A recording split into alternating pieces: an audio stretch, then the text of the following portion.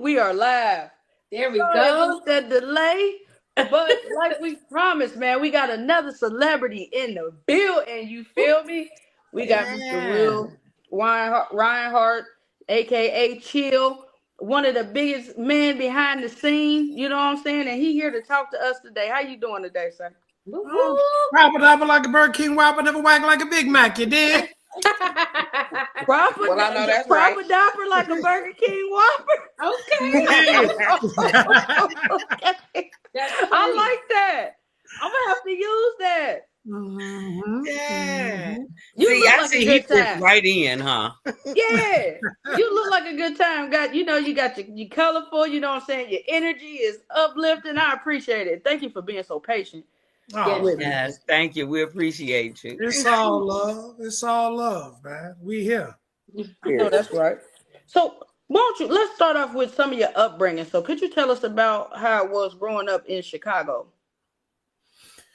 Oh, okay. Took a deep breath.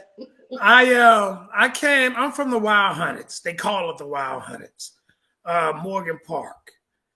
And, I came up in a real big gang culture, but where I lived, I was dead in the center between the hood and the Beverly area, right? It's like literally mansions on these hills, black people in them. And then you got on the other side, just straight menace to society everyday type shit, right? Wow. So, I had a taste of both worlds. When I was coming up, my pops had, he had passed a month before I was born. But, my mom's, she raised me. You know what I'm saying? And my stepfather, he was there when he could be. And she put me through, when I was in grammar school, she put me through, a Catholic grade school up the hill. And, it was all white folks. You know what I mean? I was the only black to graduate out of my class, 8th grade. Wow. But at the same time, I'm going over here to the hood every day.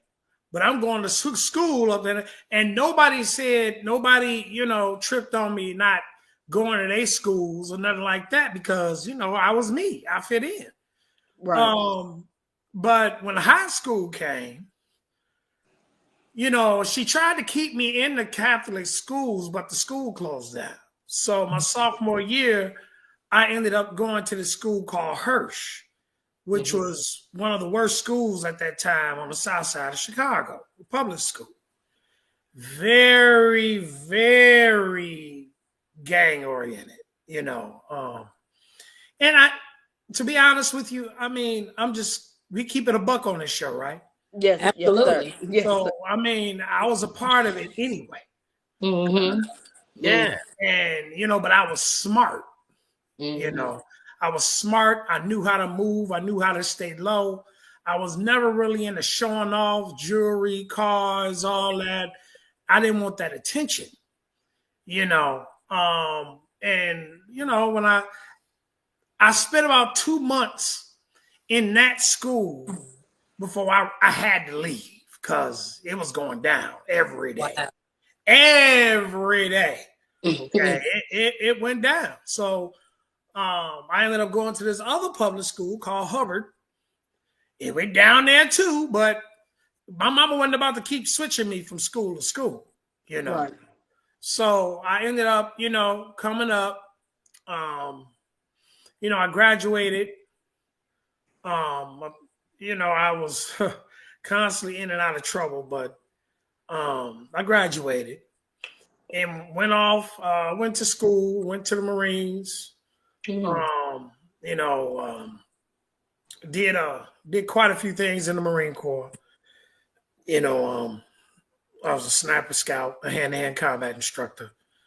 Did a lot of shit I didn't want to do, but I had to do. And this whole time, I was always into music. I was always into the music business. I started out as a party promoter, ended up doing shows, concerts, then I decided to get into the record business, and owning my own record thing. Mm. And so, at that time, we was out here hustling CDs, CDs out the trunk, DVDs, all that, and I still had me some skill now. Don't get it twisted. But back then I had, I was rapping and shit, and I had a few CDs out, and we sold like 40,000 copies hand to hand. And I was doing a lot of promotional work for groups like, at the time, like the Snipers. I worked with Psychodrama, Triple Darkness, a lot of the Chicago legends. And, it became a point where, I was a pioneer. I am a pioneering legend myself when it comes to the concert world in Chicago. Okay. But when I left and I ended up traveling, thanks to Uncle Sam and the Marines, I got to being connected with people overseas and stuff like that, because I was still hustling, even though I was in the military. So when I got out, I ended up going back to Chicago for a second. And then I left and went to Wisconsin. I was doing my thing in the music. I ended up a cat by the name of Rick Robinson, God rest his soul, Double R. He ended up seeing some potential in me. At that time, he managed Bone Thugs and Harmony. And he also managed By 10 from Slum Village, the Outlaws. He had a lot of people under his belt, Cuckoo Cow. He took me under his arms, He was like, bro, I got you. Let's go. So while I'm learning from him, I'm still doing my own thing. But I managed to go on the road and learn a lot, and do a lot. Mm-hmm. And my name started buzzing in different cities, stuff like that. I formed my organization, which is now known as Come Clean Empire. At the time, it was Chill Promotions. Okay. But Come Clean Empire came into existence, which actually means creating other methods, empowering children, learning every avenue necessary. Okay. Yeah. Okay. And I love that. Say that one more time. Say it again. Yeah. Creating other methods, empowering children, learning every avenue necessary. Love Period. that. Okay. Now, was it because of the Chicago life that made you want to come up like with this? Did you think about like your childhood and stuff like that? And you was like, I've always had a connection to the hood. Okay. But I also had a connection to the corporate world. Mm-hmm. So, I will always reach back and try to help the guys. But at the same time, I was like, y'all not going to fuck me up, Right. Y'all over here doing this. Okay. I respect for whatever it is you're trying to do. Right. But if you're not listening to me, I'm not about to sit here and let you drag me down. Right. Right. And a lot of the guys, even to this day, they respect me because of who I was on the streets. Because I say was because I am retired. Somebody pushed me back there. Right. So are you a retired pimp or gangster or what? I'm a retired gangster. Yeah. One of my best friends, I actually hung around with pimps. But I wasn't really into pimping. I had too bad of a temper. I probably fell all over I'm shocked. Chill with a name like Chill. That's why I got the name Chill. They kept telling me to chill. They just telling you to chill. Oh, okay. Oh, calm down, chill. Right. Because I was getting ready to ask you, how did that name come about? Right. Now you just get close. It was a mixture of that, and then as I got older, I just really got more observant and quiet. Yeah. Why? And I would be the guy that's in the corner that you wouldn't see because I'm looking dead at you. Right. So they just called me, started calling me Chill. Mm-hmm. And it was, I've had some times You know what I mean? I've had some times, but but music really helped me get me right. You know what I'm saying? Like it really helped me get me right. And moving around, experiencing other cultures, different things, making money from different angles. I knew I didn't have to be on the streets. Right. You know what I'm saying? You just got to learn to use your head. Right. Yeah. So that what really sparked your interest in music was, you really was just trying to figure out a way up out of those streets. Was that how it kind of started? No, my parents, my mom and my dad, you can look up my actual real dad, Willie Jones. He actually was a great jazz piano player out of Chicago. Okay. Oh, okay. They even they teach a class on him. They like have a discography on him. He was the only jazz pianist. His hands were so big that he was able to play the piano like 2 songs at the same time. Wow. Oh, wow. And a wide reach, huh? He was like best friends. Right. Yeah, wow. I can't reach nothing with these little hands. It's funny because, I can't barely play nothing. Because usually it's only like about an octave. I play a little bit. Yeah, we right here with it, like. Right. So, but that's where I got my ear from in music. Yeah. I have a real keen ear. They found out in my senior year in high school that I had what's called perfect pitch.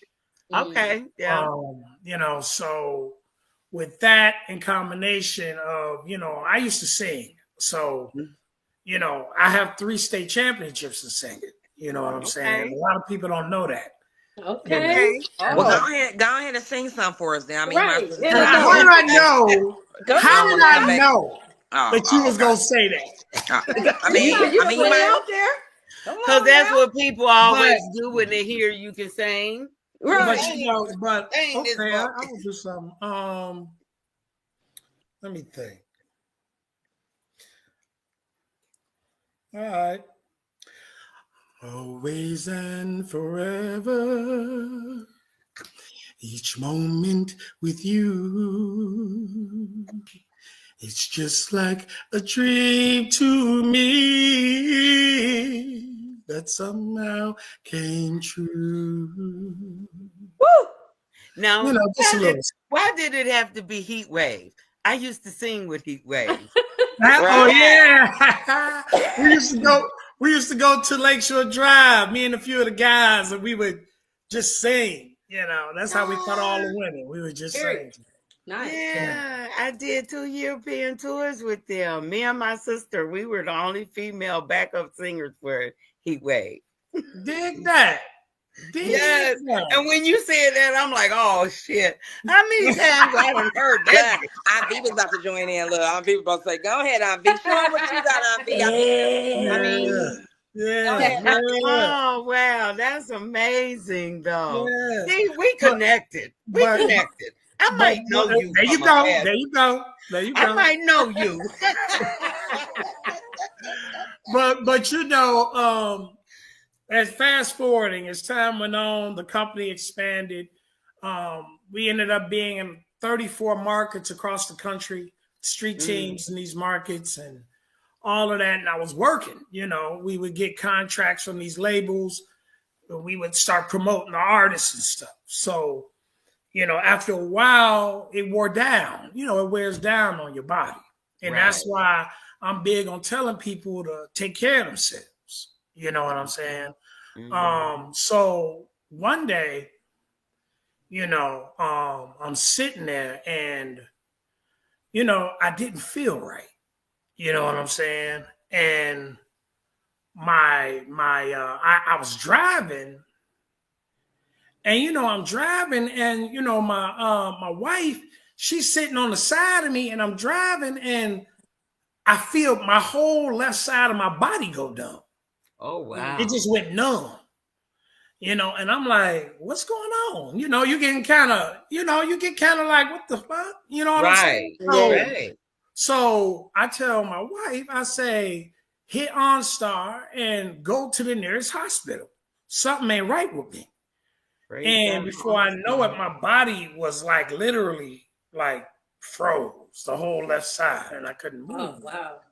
Was you having a stroke? No, what happened was that the aorta of the heart, you know, the part of the heart, right? It snapped, you know, and I had a heart aneurysm.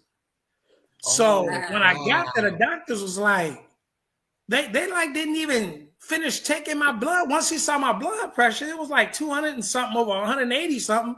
He was like, "Oh no, take him to the back." They didn't ask me for no insurance or nothing. I don't remember none of that. Right. All I remember is me being on the table and them taking up the gas mask and putting it over me. I had to go into emergency heart surgery.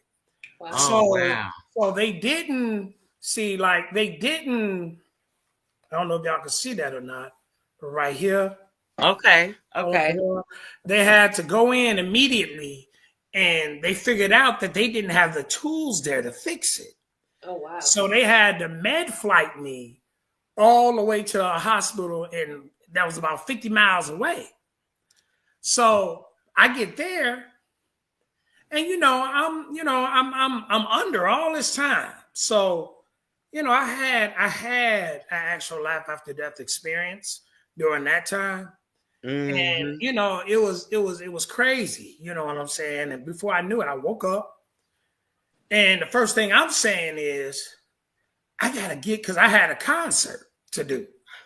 And I'm telling my people, they said that people, they sitting there, and I'm like, man, I gotta get to the show. I'm trying to pull stuff up off me and stuff. I'm not knowing what happened though. All I know is I'm trying to pull stuff up off me. Like, what the fuck wrong with you? Oh my God. Right.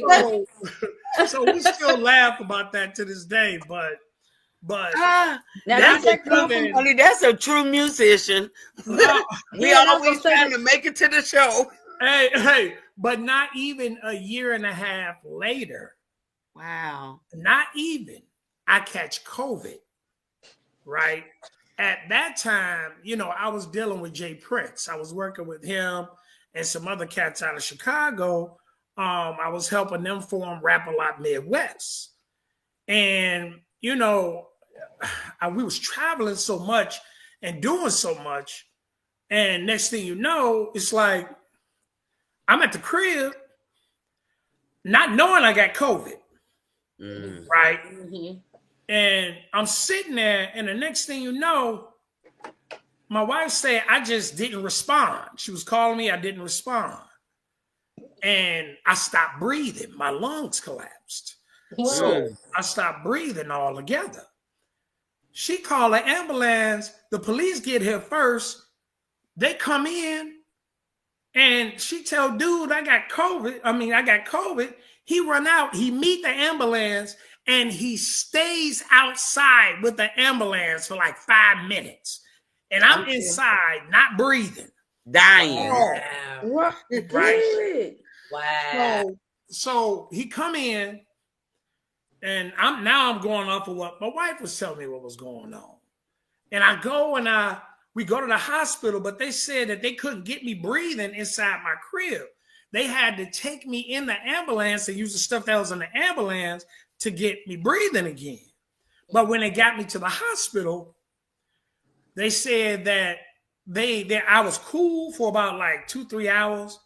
But then all of a sudden I went back into whatever it was, and they had to put me in intensive care in ICU. And I was actually dead for like 7 days. Right. They put you into a medically induced coma. Yeah, I was on life support for 7 days. Wow. So that's gonna lead me to my question for you then. So if you could describe your journey in 3 words, what would you say? Honey, he's blessed. He here by the grace of God. Right. It was informative, relieved, and very, very, very spiritual. I didn't see no light at the end of the tunnel. I went through 4 different scenarios It was like I was still living. Like I could touch, feel, hear, all that. I didn't know I was dead. But I was going through these scenarios, and I figured it out later on that if I would have chosen the wrong path in any of those 4 scenarios, especially the last one, I probably wouldn't have come. Well, I wouldn't have come back. So I believe that it was, God allowing me to be tested. You gotta write a book to see if I was ready. You know what I'm saying? Yeah, I thought about that. To see if I was ready. But what's crazy is, I had a few comical moments when I came up out of it. But one thing that just sticks to me is that I remember waking up. I was in a totally different room, right?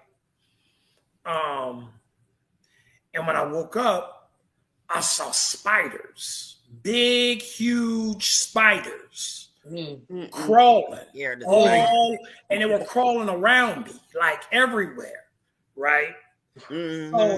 So, I'm thinking to myself, like, what does that mean? You know what I mean? I'm like, spiders, it had to have some sort of spiritual meaning. Now, mind you, I think it was spiritual, but what kind of drugs did they have you on? Well, that was the other thing, right? Yeah, they thought that mean? It was the drug because I kept telling them, I see spiders, and it was laughing at me. Like, he tripping. And I'm trying to pull the thing up out my nose. I'm like, no, this is what's funny. My wife in the background laughing because she remember the shit. But I tell my wife, I said, what the fuck is this they got in my nose, right? It was a tube, right, that go in your nose. I'm trying to pull the tube out, right? I'm like, why is there a worm in my damn nose? I said, there's a spider or a worm in my nose, right? Everybody on some psychedelics, honey. Everybody laughing. Now, mind you, like, I had already had an experience prior from the last time where I couldn't walk. When you go under like that, your body is gone. Right. And I had to learn to walk again. Well, this is the second time. And I can feel it in my legs. I'm like, I'm familiar now with this feeling. I can't walk. So needless to say, we had a lot of comical moments. The nurse was trying to you pee, when you urinate, you can't feel your bladder, right? Because you everything was dead, right? Yeah. So I'm urinating on myself because I'm like, I don't even know when I go to the bathroom. You know what I'm saying? Right. So I'm conscious. I'm knowing what's going on, and the nurse, I was real like ashamed to tell her that I had urinated on myself. I gotta go to the bathroom. And so she come in there, she gets playing with me and shit. Well, I thought she was playing with me. Because I'm like, I said, hold on. I said, you can't touch that. I'm married. I called her a bitch, right? I said, you can't touch that. This is for my wife.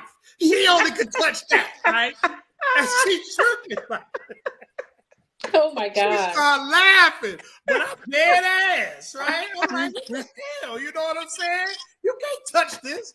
This ain't for you. You know what I'm saying? I know your wife was like, what the heck? Right. I'm like, honey, they had you on some good drugs. Right. I had some good ones. I'm telling you. You had some good drugs, honey. I'm certainly glad that you was able to come up out of that. Right. When I came up out of it, though, right, I had looked up the spiritual meaning behind spiders. Because I was like, what does this mean? So it symbolizes like creativity, patience, destiny, and power to weave together the threads of life, where it's like you're going to the next level. Okay. So now this is a true story. I had ended up having to, go my separate way from everybody. Jay is good people. Jay Prince, for the record, is good people. He was to me. You know what I'm saying? And Rap A Lot Midwest, God bless him. You know what I'm saying? But they told me, they said, bro, you can't be riding around with us because you're sick. You know what I'm saying? Like, and we go into these areas, it's kind of rough. You know what I'm saying? We gotta look out for you. You know what I'm saying? So I'm like, okay, cool. But God told me, he literally told me that I got something for you. Don't worry about that. And I began to come up with all of these different ideas and all of these concepts, and I started manifesting things because I'm big on faith, and I know we all have power, but you have to believe in that, and you have to walk in that in order for it to manifest itself. You can say, oh, I believe, but if you don't walk in it, like really believe that you're going to make it happen, it ain't going to work. You know, so that's how I started moving, I created the Grassroots Music Seminar and Concert Tour. We were the very first touring seminar in the country. That's recognized by ASAC and CSAC. Most seminars you go to, they're just in one place. And that's it. But we were the very first to go from city to city teaching. Yeah, I was going to ask you now. So now you felt there was a need for that. What are you teaching in your seminar? In the seminars, we teach the essence of the business of music. See, and that's what folks need. Too many artists are into just getting up and performing on stage and dancing around like monkeys. Right. And really not giving a damn. You know what I'm saying? Right. Like not knowing the business. Right. Everybody else making money.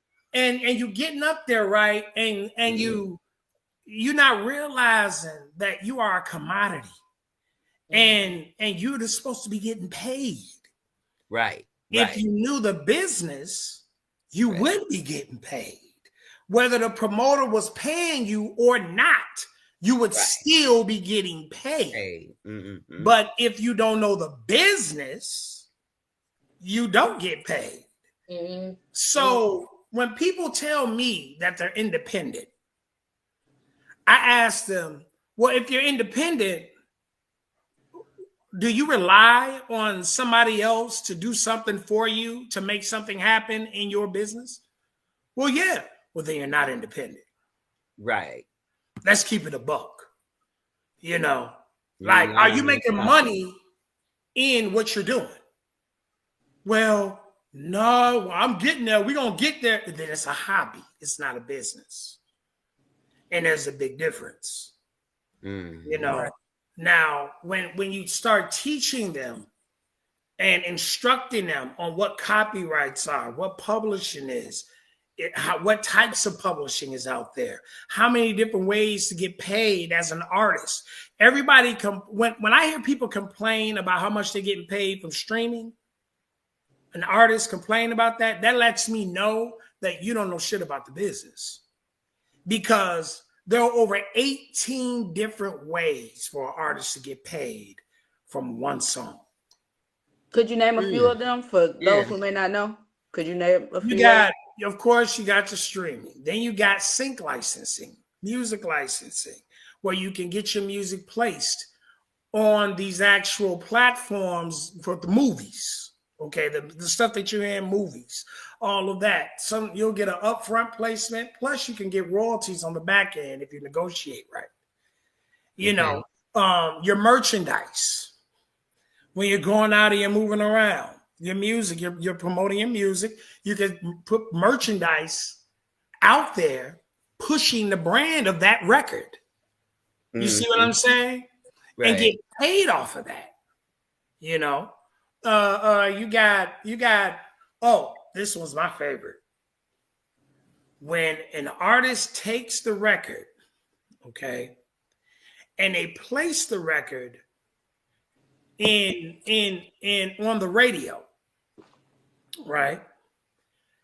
If you have done your registrations correctly, okay, in Mediabase, right? You can get paid up to, if you're doing regular radio, it could be up to $5 a spin. You know, or if you're on satellite, it could be $40 to $50 a spin per spin. Wow. Okay. And it's probably a lot of people who definitely don't know that. Because I always hear people complaining about, they only make certain cents off of, Yeah, you complaining about the cents, but that's the overlay for the underplay to keep you distracted. You see? You sitting up here waiting on this big check to come. You could create your own. Quit playing with yourself. You can create your own. You just have to learn things like marketing. Yeah. Artists get so bent up into being a creative. Now, I'm about to watch this. Most artists, well, all artists are creatives, correct? Therefore, when they think, they're thinking on the right side of the brain because that's the creative side, right? Okay. The analytical side of the brain is the left side, right? Right. But when you're thinking about business, you're thinking analytically. Right. Now, creatively, you can, but this is the catch. You can starting a business. You're actually creating something. Am I correct? That's correct. You're starting out on your right side of your brain as a creative. Then you got to move to that left. But the functions of the business and how to market that business is the left side. Because you're doing things like analyzing your demographic, learning why your demographic does what it does. You have to know these things in order to be able to sell to them. You have to know the psychology of your audience. Right. The tools that you use, the radio. I'm going to give you an example. When people want to, look, I'm a big advocate on destroying scam artists. Like literally, when niggas see me coming and they know they bogus, they get the fuck on. Okay. Because I bust them out. That's the street side of me. Here it come. Mixed with a little Marine. I'm on your ass. You know what I'm saying? For real. And I'm like that because that's why artists are the way they are with people that try to help them. It's not that they're being bullheaded. It's because they have been ripped off so much. So many times. They don't know who to trust.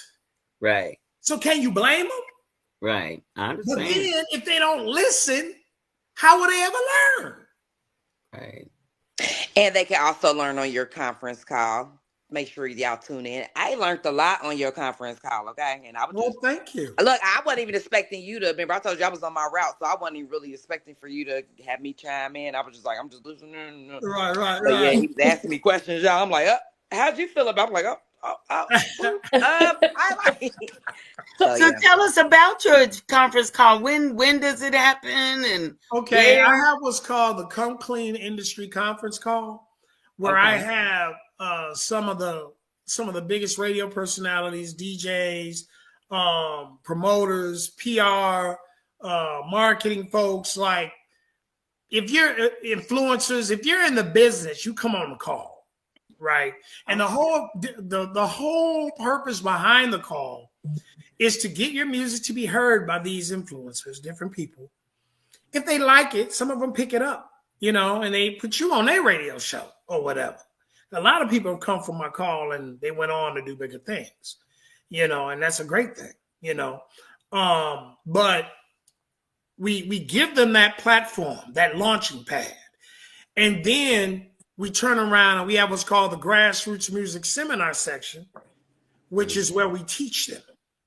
We pick a topic and we talk about that topic. And I have my panel, we all discuss it together, bringing in all of this experience and years of work together under one platform, you know, to bring together the knowledge, wisdom, and understanding that those artists may need, you know. Oh, okay. So, yeah, so like a new artist could schedule time to be on your conference call and play their music. That's what.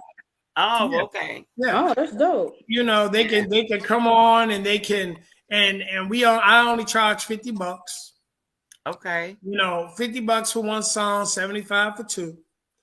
And while others, no shade against nobody else, but other conference calls that don't even do what we do, they just play the music.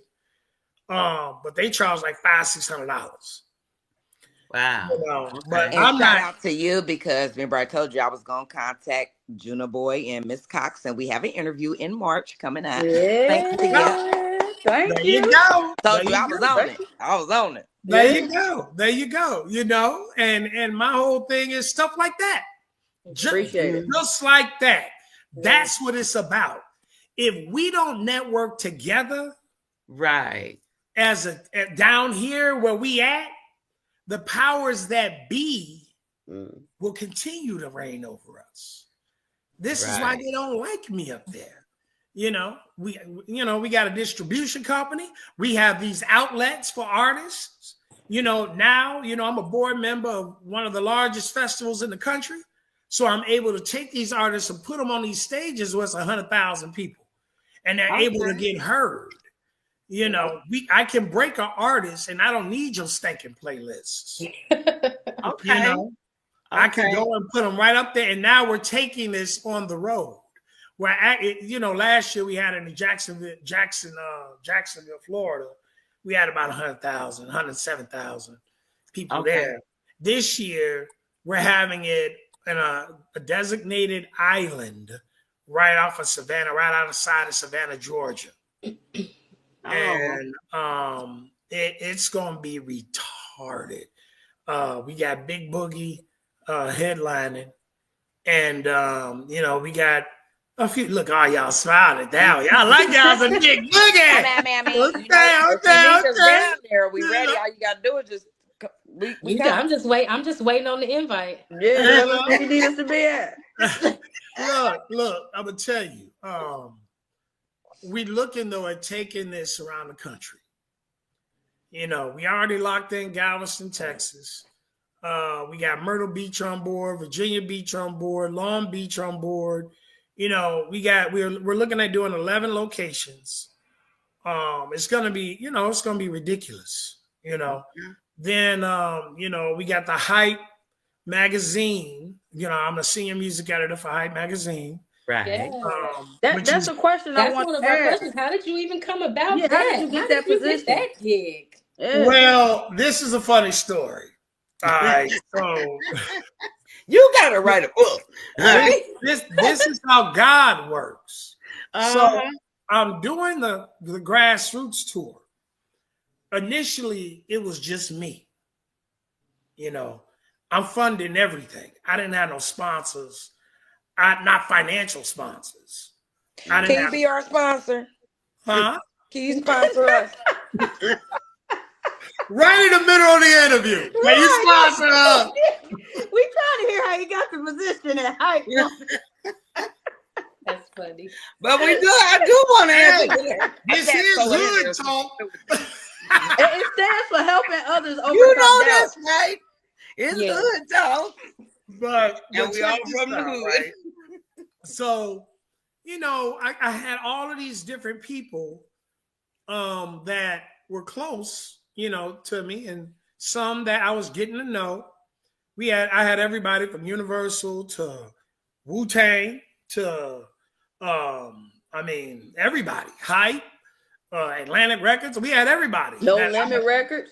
Yeah, Def Jam. I had everybody coming and just being panelists at my stops. Now, mind you, this was like the first or second year of me touring with it.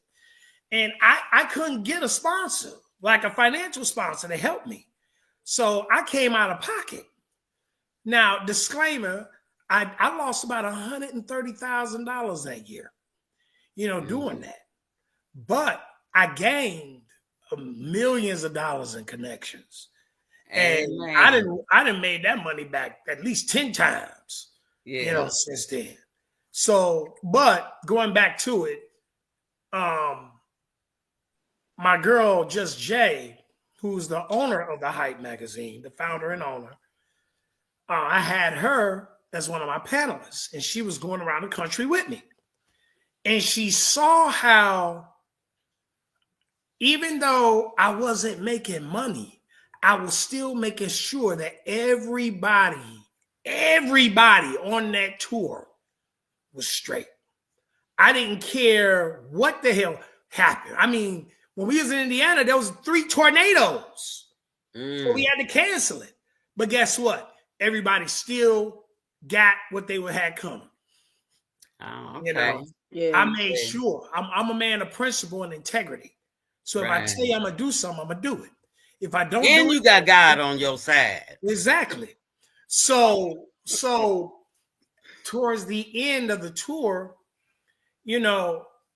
Jay had approached me and she was like, hey, I like the way you're moving. You walk the way. What do you think about Hype coming on as a partner?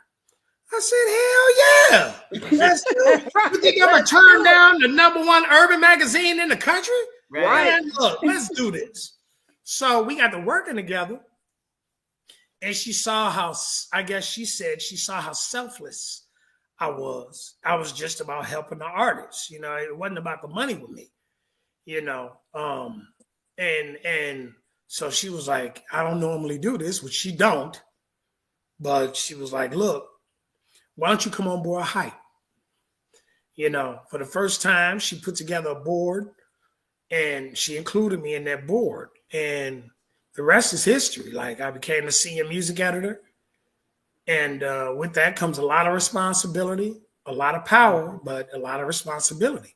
Mm-hmm. And God opened up so many doors since then. Wow. And, with us we formed Maverick Global Distribution together. We're working with Hype.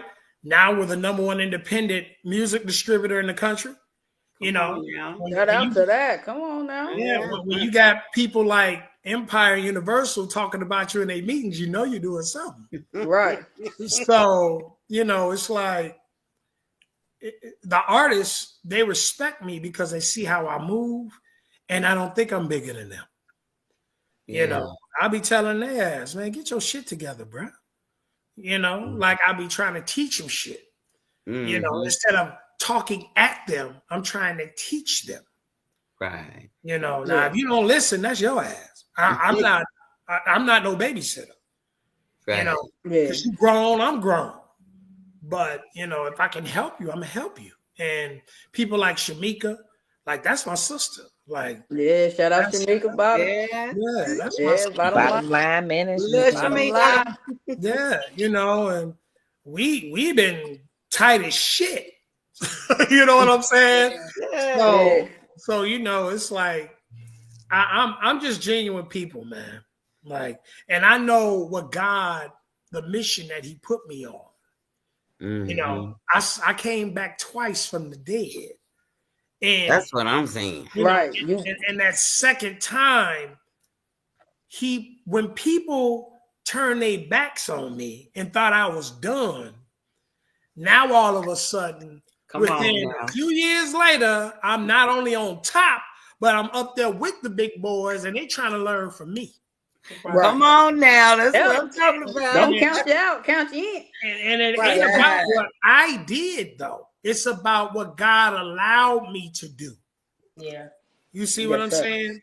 He gives. I mean, what the devil meant for bad, God will turn it around and in your favor every time. Every time.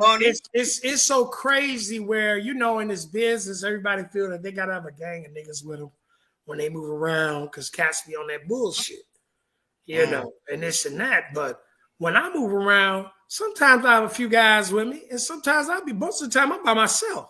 And they don't fuck with me. Matter of fact, they respect me more because a lot of them know my background and they respect the fact that I'm corporate now.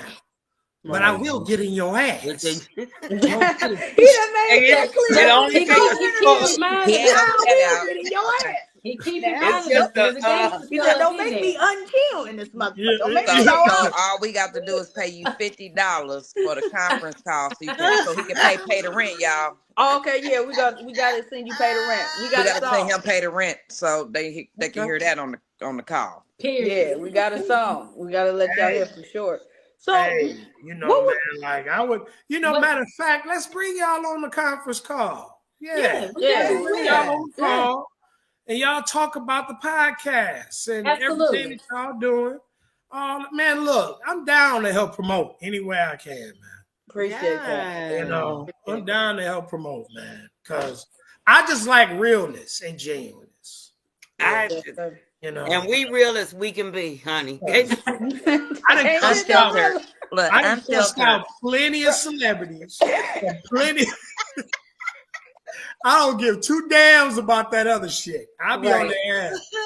We'll get to meet you in Kentucky on the 27th. We're coming yeah. Y'all better. Yeah, we here. Yeah, we here. We here. No, come on. We're gonna be there early. Man.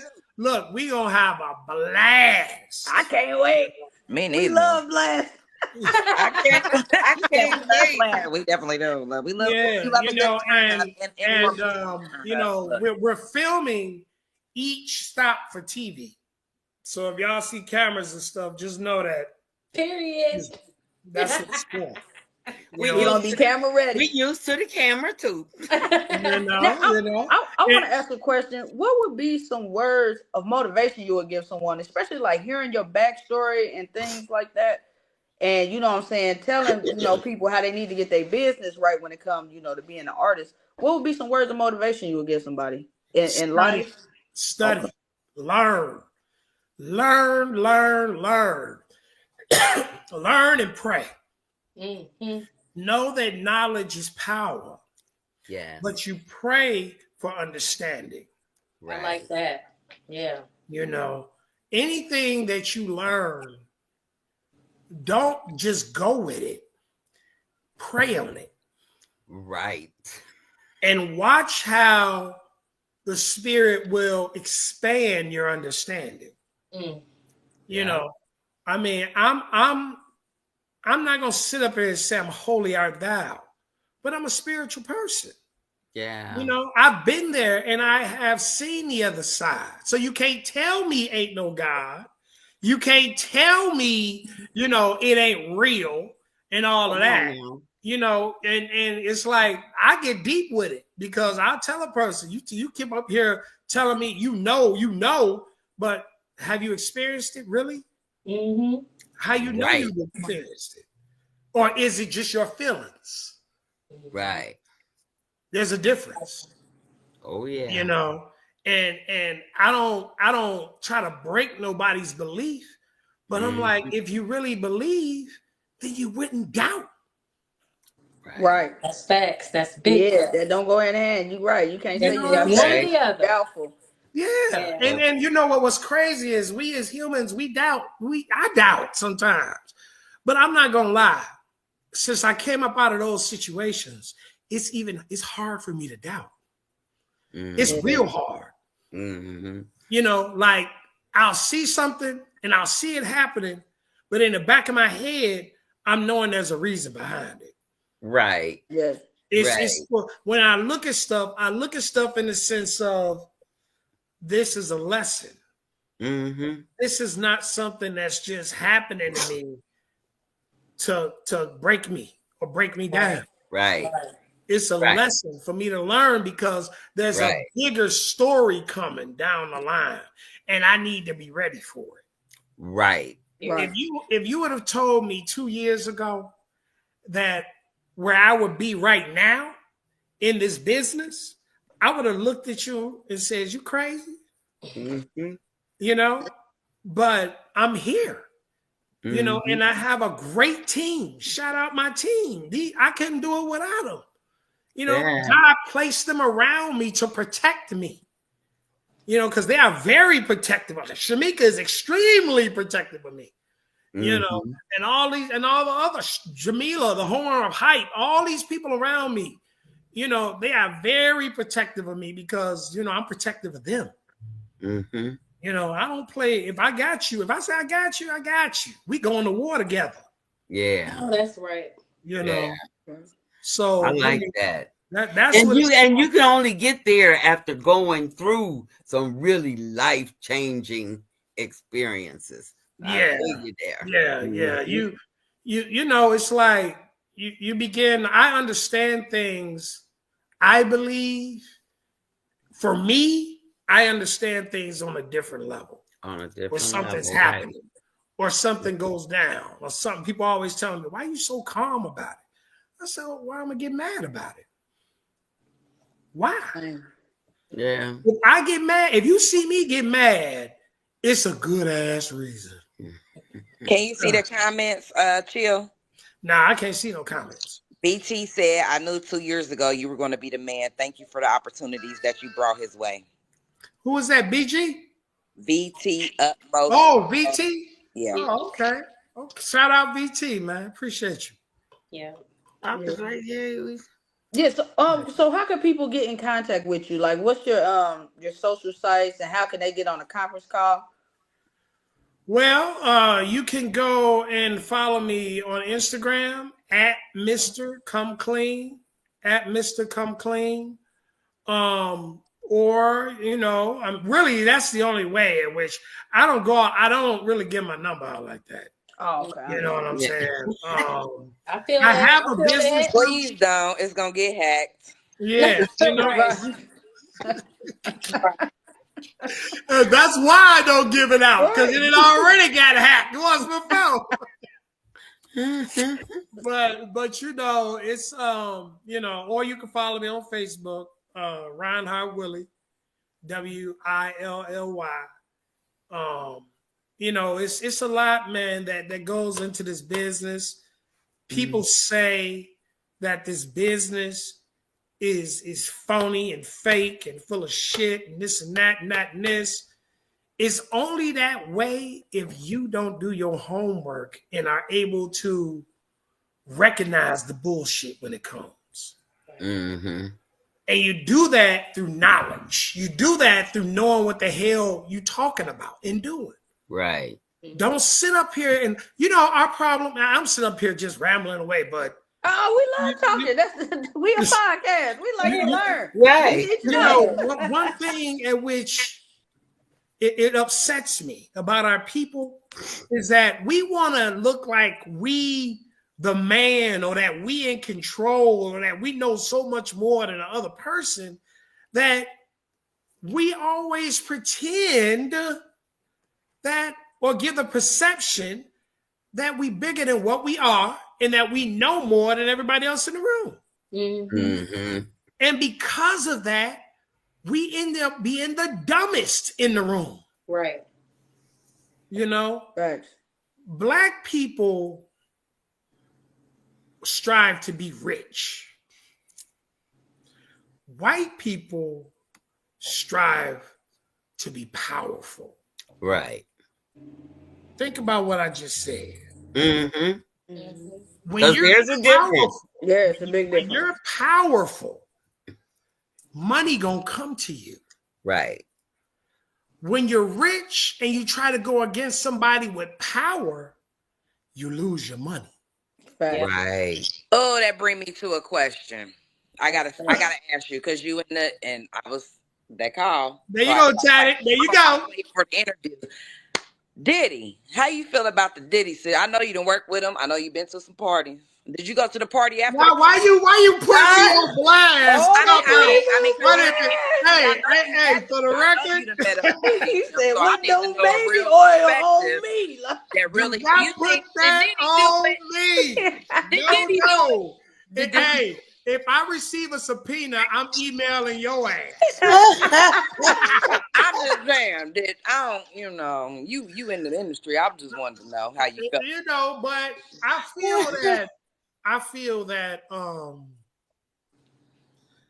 feel that he's been set up, and I also feel that he got caught up. He did some things.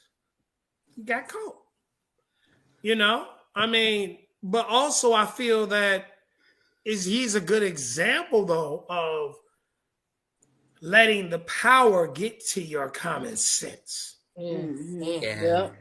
Because it's a crazy industry. And honey, this stuff ain't just started happening. Right. It's crazier than you think. I tell you how old I am, and I've been doing it in my young 20s, early teens. I've seen a lot. Yeah.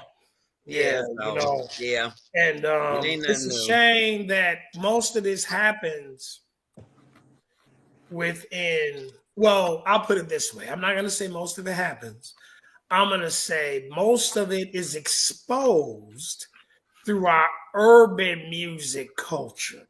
Mm-hmm. You don't hear about none of this shit being in rock and roll like you hear about it in rap. But it's happening there as well. It's happening there. They want to hypnonize That's us, just though. like while we distracted with Diddy, honey, they ain't saying nothing about them Amasquami brothers. You know what?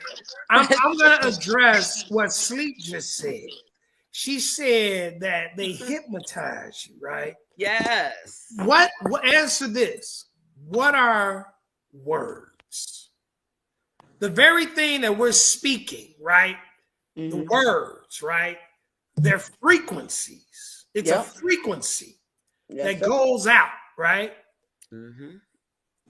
It's deadly because biblically or religiously, it don't matter. I say religiously because it's in every single type of religion there is. We are all gods and goddesses. Low G, not high G, not the big G, but the low G, right? God spoke us into existence. Mm-hmm. We were made in his image, his or her image. Right. So that means that we possess the power.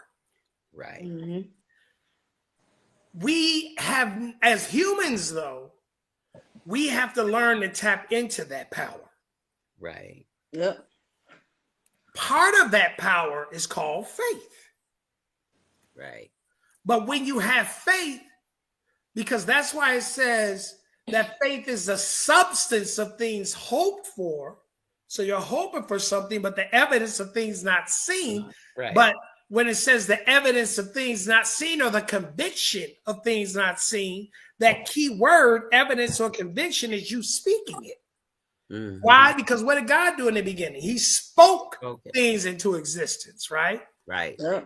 So in book of Proverbs, it says death and life are in the what? Power of the tongue. Mm-hmm.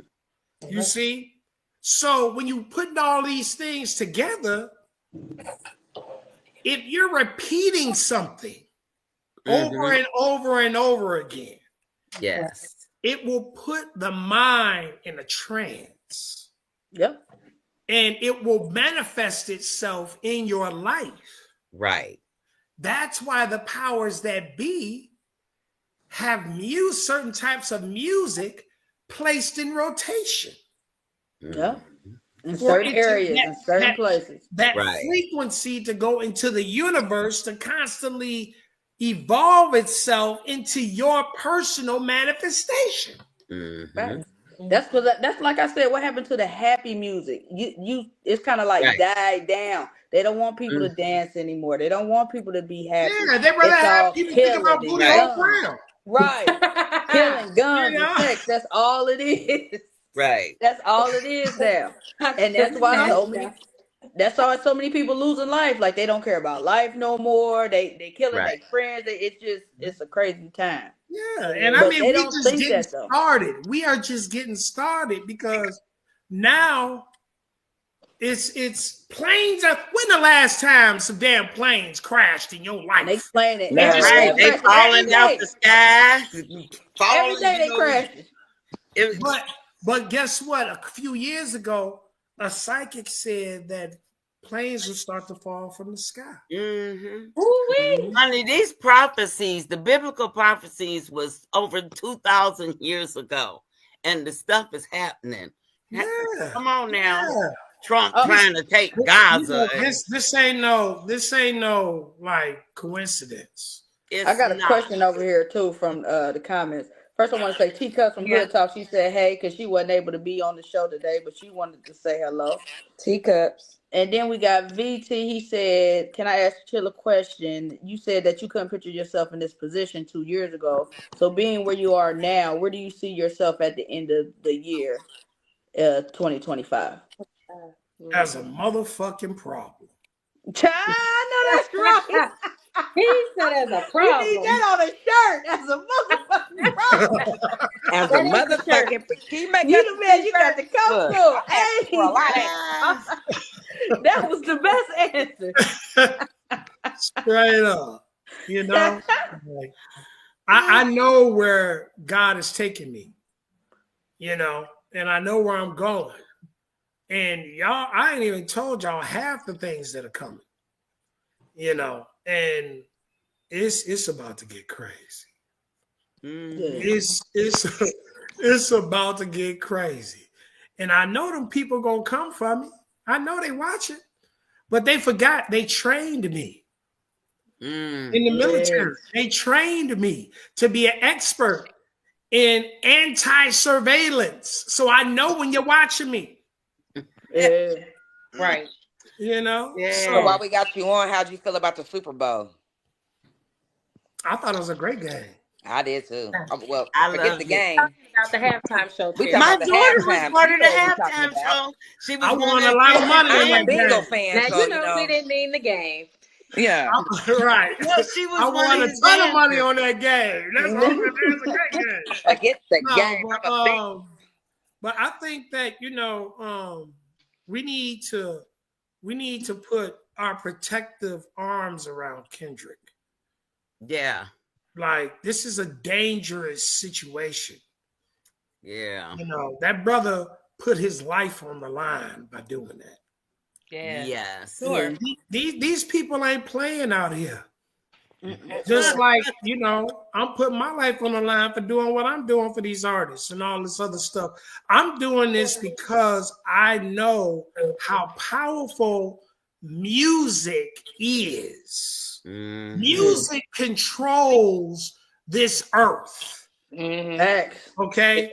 You can talk about religion, right? But there's politics in religion. People say, no, they ain't. Well, in man-made religion, there's politics. Right. Because man is influenced. They put their own influence in God's word. That's why when people ask me, am I religious? I said, no, I'm spiritual. Because you can't put your influence into the spirit. You see what I'm saying?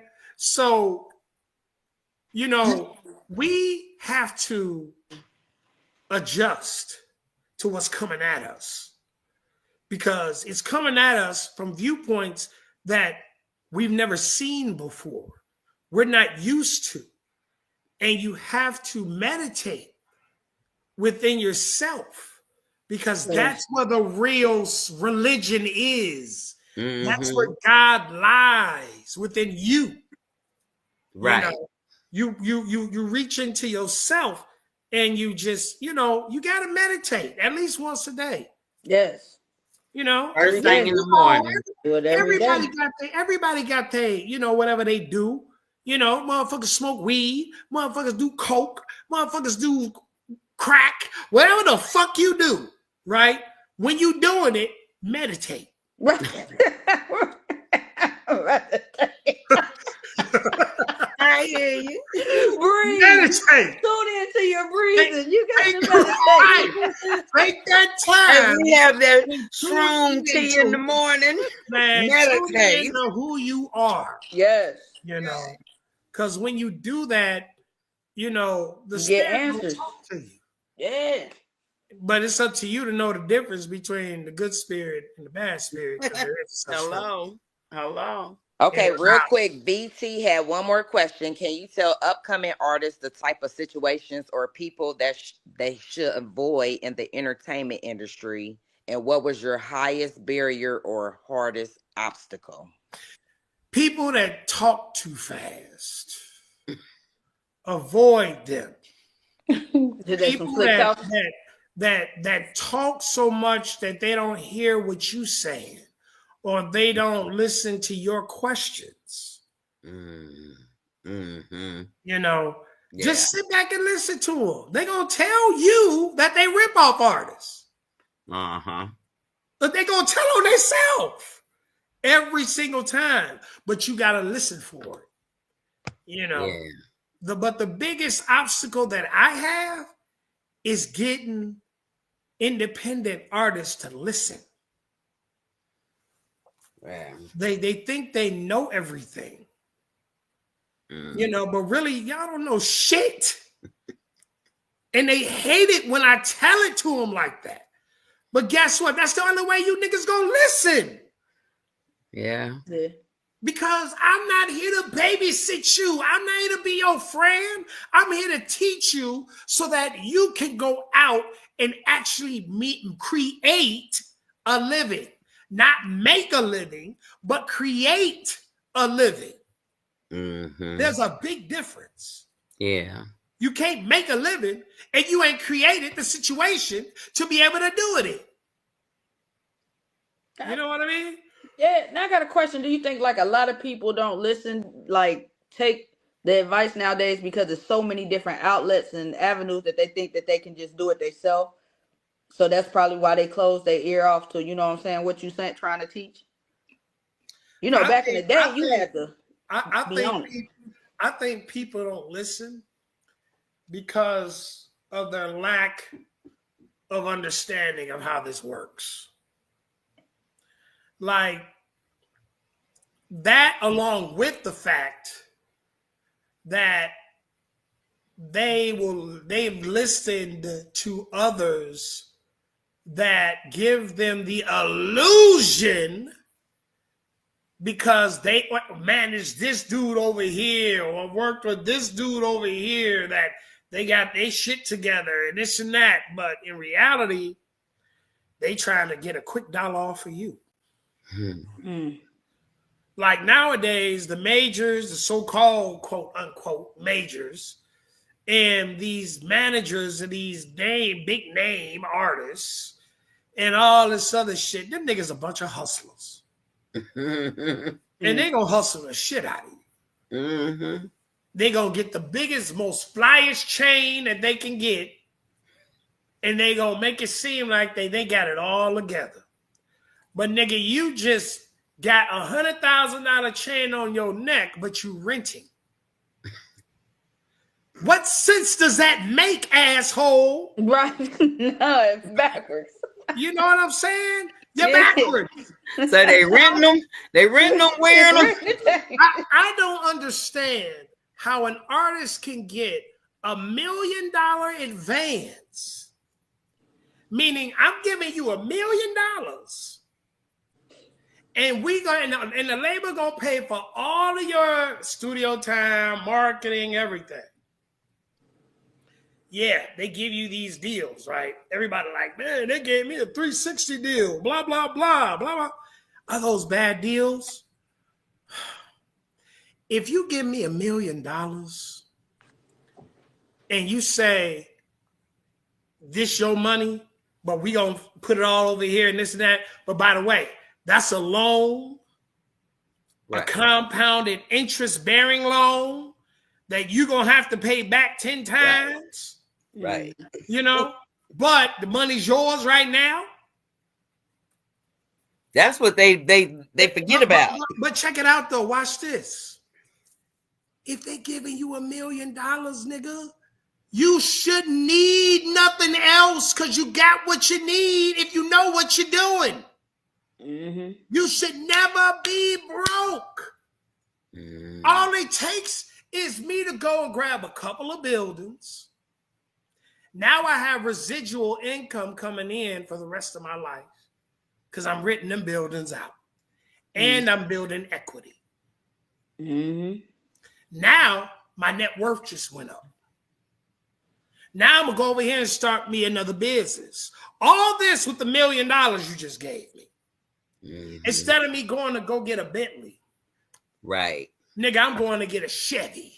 Right. And my Chevy going to get me around where I need to go because that's all I need. I don't want you to know that I got money. Why? Because, nigga, I'm not wanting you to come try to rob me. Right there. That's what it is. People don't think about that. They just be flashing, not knowing there's somebody watching. And really wealthy people don't, and really wealthy people. It's crazy. You can't tell after they that. get these chains and have all this money, right? Look, they have all this money, right? But then they turn around. They do shit like this. Let me show you something. They do shit like this. They do this type of stupid shit they do.